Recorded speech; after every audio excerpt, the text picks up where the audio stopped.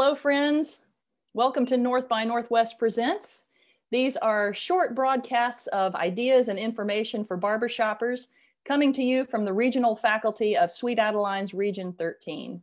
My name is Elizabeth Davies. I'm the director of Sound Harmony Chorus in Seattle and the co-director with Melanie McGuire of the Seattle Sea Chordsmen. I'm going to spend a few minutes telling you about two books that changed my life as a singer, as a performer, and as a director. These are Mindset by Carol Dweck and The Culture Code by Daniel Coyle. So let's see if I can share my screen here.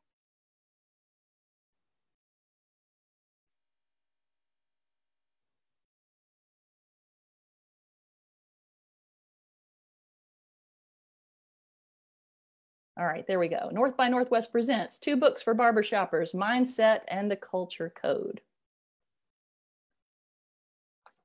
So Mindset was recommended to me 6 or 7 years ago when my older daughter was a freshman in college. I was invited to an event called the Parent Orientation. And one of the speakers there told all of us parents, if you really want to understand what you as a parent can do to help your child succeed in college, read this book. So I read the book, and lo and behold, not only did it help me as a parent, it helped me enormously as a barbershopper. So Carol Dweck is a Stanford University psychologist who studies how people think about their own capabilities and achievements. Basically, how we think about our own capacity to solve problems, learn new things, master new skills, etc. She says that people tend to approach challenges in one of two ways, either with a fixed mindset or a growth mindset. And the one that we choose has a profound effect on the way we lead our lives. Fixed mindset versus growth mindset. So the fixed mindset assumes that basic qualities like our intelligence, our athleticism, our musical ability, our ability to get along with people, our moral character are all more or less set in stone. The growth mindset is based on the belief that your basic qualities are things you can cultivate through your efforts. So everyone has the capacity to change and grow through effort and experience. So let's look at how these two mindsets can play out for singers. The fixed mindset singer regards singing ability as more or less fixed, innate, not changeable. She feels continuous pressure to prove that she is a good singer or an in-tune singer. She avoids taking risks that might expose her deficiencies. And her goal is to get through the performance without making any mistakes.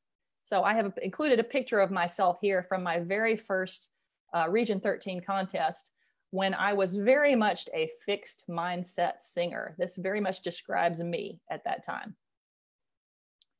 The growth mindset singer, and that's a picture of me as a baby because babies have a growth mindset. The growth mindset singer sees herself as having limitless potential to learn and grow.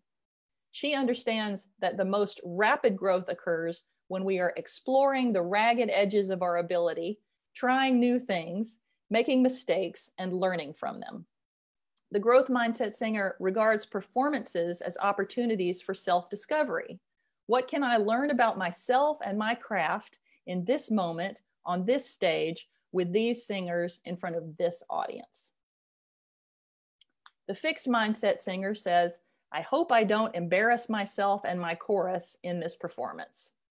The growth mindset singer says, I wonder what I will learn about myself and my craft from this performance. The fixed mindset singer, see if this resonates with anybody.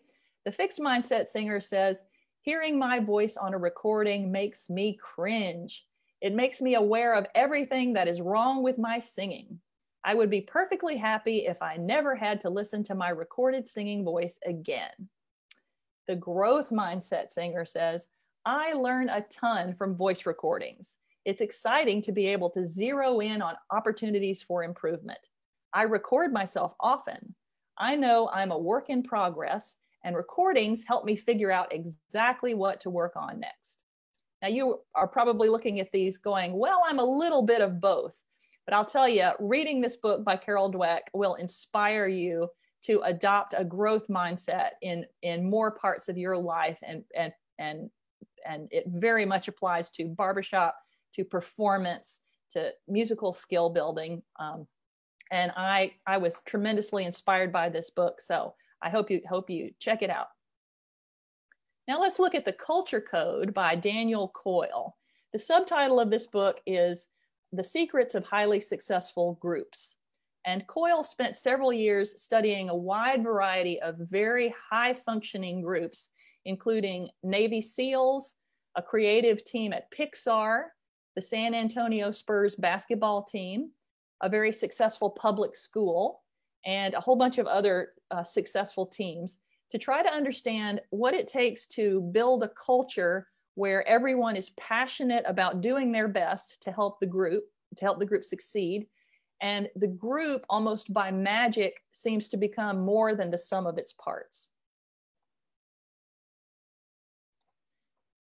Okay, so Coyle points out that for early humans, continued inclusion in the tribe was a matter of life and death. So for early humans, if you lost favor with your tribe and got kicked out, you would almost certainly die. You would be eaten by lions, you would starve to death, you would be killed by another tribe. Something bad was going to happen to you if you fell out of favor with your tribe. And according to Coyle, that is why we have evolved to be exquisitely sensitive to subtle signals of inclusion and exclusion, especially from our leaders. This means that we constantly, unconsciously crave and seek out signals from the leader that say, I see you, I value you, you are safe, you belong, and we have a future together.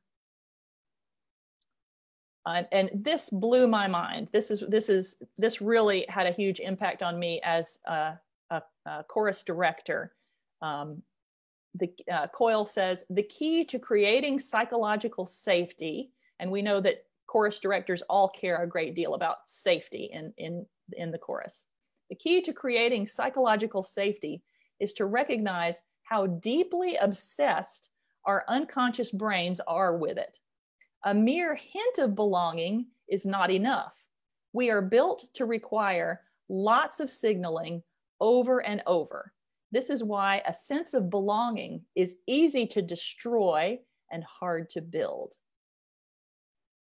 Chorus members are hardwired to worry a lot about what the director thinks of us. I don't know about you, but I find it fascinating how many chorus members in barbershop at one time or another have had a dream about their director. I have certainly had dreams about my directors, and people who I direct have told me they've had dreams about me. And this is why. It's because for early humans, we depended for our survival on the goodwill of the leader.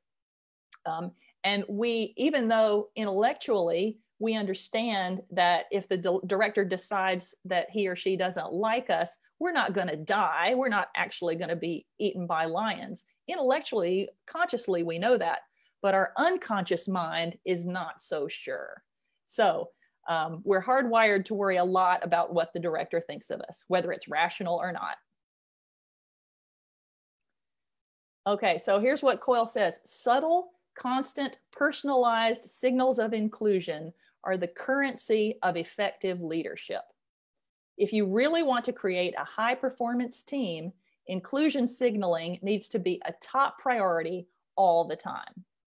And so this is all from like one chapter in this book. And here was my big takeaway from Coyle as a director. At every chorus rehearsal, do personalized check-ins only with those singers who I want to perform at their absolute best. That's a tall order, especially if you happen to have a chorus of 20 or 30 or 40 or 60 people. How are you going to make have a personal interaction that's meaningful with every singer at every rehearsal? That's a big challenge. But some of the top performing directors actually do this, or at least make an effort to do this.